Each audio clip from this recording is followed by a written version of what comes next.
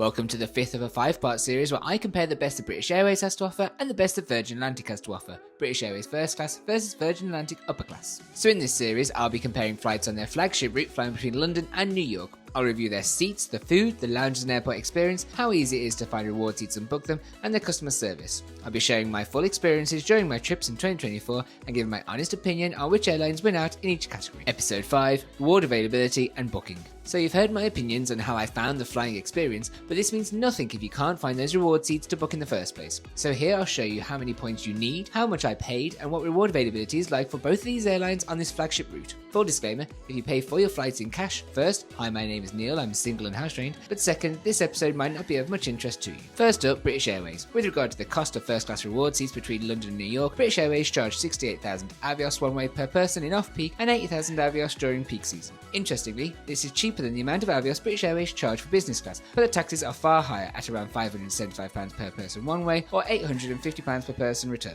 For my trip, I used this alongside my British Airways Premium Plus Companion voucher and ended up paying a total of 68,000 Avios plus £872 return. But what about availability? Well, a quick search on seatspy.com from London to New York on this route suggests the following. If you're looking for one seat in first class, there are 149 days over the next 12 months with first class availability, and they're pretty balanced with 74 days outbound and 75 days inbound. Increase your search to 2 people and that number drops to 58 days out of the next 12 months, with 20 days outbound and 38 days inbound. Now, Virgin Atlantic. With regard to the cost of upper class reward seats between London and New York, Virgin Atlantic charged between 29,000 and 57,500 points one way per person for a Saver reward seat, their lowest price reward seats. As Virgin Atlantic has now adopted dynamic pricing on their reward seats, all seats can now be purchased with points, but with seats going for as much as 350,000 points one way, I'll stick to looking at Saver reward seats for now. Taxes range from around £650 per person one way and up to £1,000 return. For my trip, I used this alongside my Virgin Atlantic credit card reward voucher and ended up paying a total of just 35,000 Virgin points